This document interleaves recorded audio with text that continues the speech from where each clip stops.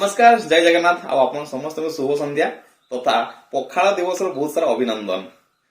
तो आज ब्लॉग आरंभ करने पूर्व गोटे जिन कहि जो मैंने आज पखाड़ खाई स्टाटस रखुंट से गोटे वर्ष सबुदिन कंटिन्यू करूँ ओकेजनाली खातु केवल पखाड़ दिवस पखाड़ खाई स्टाटस देदेले आप ओडिया ओडिया संस्कृति और कल्चर को सबुदिन पालन करूँ देखिए बहुत भल लगे। तो से जहाँ भी हो आम मामा और मुझे बर्तमान बाहर मार्केट जीवु और मार्केट आज मामा बहुत सारा जिनस किणवा मार्केटिंग करवा। तो आज बाहर वर्षा भी टिके होची तेणु मार्केट वीडियो करवाटा प्राय पॉसिबल हम ना तथा मुझे मार्केट फेरला आपको जनइबी कौन कौन जिन नहीं आसले मामा ना कि मामा मामा जी मार्केट जो बाय बाय करदे बाय बाय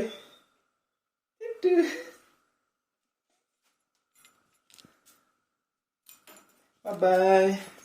बाय बाय आमे मार्केटिंग करके बर्तमान फेरलु मामा सहित आ बहुत सारा जिनस आज आ मामा घर लोक समस्त किसी किसी जिनस आती जिनस आसी कौन कौन जिनस आसी देखा ना कि मामा मामा भी थकी बुली बुली की बस मामा मार्केट केक गोटे खाइला देखिया कौन कौन आसी मामा। तो देखो ये आसी फास्ट अखरोट विशेषकर छोट छुआ खाया अखरोट बहुत भल आ ब्रांडेड अखरोट एटा खाइले छुआ मान मस्तिष्क विकास हुए बोली डॉक्टर कहते तेणु यहाँ पाखापाखि 300 समथिंग टका नाला। तो आम अनबॉक्सिंग भी करवा देखा केमती अच्छी अखरोट आम ये तो मिले ना अखरोट एटा सब विशेष ठंडा जगह काश्मीर फाश्मीर आड़े मिले आ बहुत भल पैकिंग है।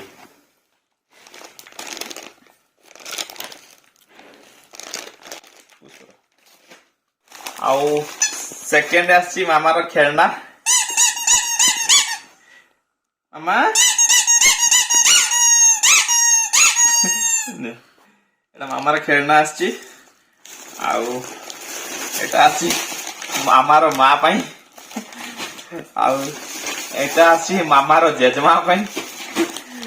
आउ ये आसी मामार जेजेबापा पाई आउ ये आसी अमूल जते बेले मामार जो खाद्य प्रस्तुति हम मुझे देखा गोटे वीडियो करी मामा कौन कौन खाए आ खाद्य केमती प्रस्तुत हुए विशेषकर बहुत जन अच्छा पेरेन्ट्स मैंने जो मैंने सालाक्स कहती आम मामा केवे सालाक्स खाए ना कारण ओरिजिनाली घरे तैयारी हुए सालाक्स आते कौन कौन तैयारी हुए किपर तैयार आ गोटे वीडियो मुझे करी देखिए से आसो मो आसी सूप आज ये वर्षा पाग तेणु सूप खाइबाटा भल लगे मत सूप नहीं आसी सहित आउ आसी मामा मेडिसिन एटा खाइले मामा को भूक लगे और मामा आउ बेची बेची खाइब ना कि मामा एटा किए खाइब मामा। तो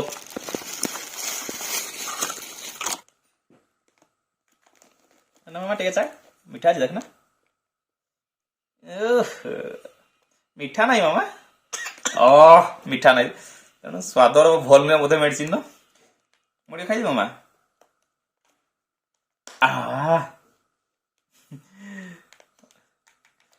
ओके आज तो बेसी वीडियो करी हला नहीं कारण वर्षा होता बाहर आज सेमती किसी ओकेजन नथला जमती प्रथम कहली आप समस्त को पखाड़ दिवस बहुत सारा अभिनंदन। मु तो प्राय समय पखाड़ खाए ना केबे केमती ओकेजनाली खाए आ जो मैंने भी आज खाऊ बहुत भल कथा आम ओडिया संस्कृति परंपरा को बजाई रखु पखाड़ आम नीतिदिनिया खाद्य आ मुढ़ी तो समस्त घरे घरे परिचित विशेषकर मयूरभंज जब अच्छा मुढ़ी तो प्राय एमती कौन घर न जो मुढ़ी नू आप समस्त को आउ पूरा कंग्राचुलेसन जनाऊँ शुभेच्छा जनाऊँ आज का ब्लॉग ये शेष करा पुणी देखा आउ गोटे ब्लॉग रे जय जगन्नाथ।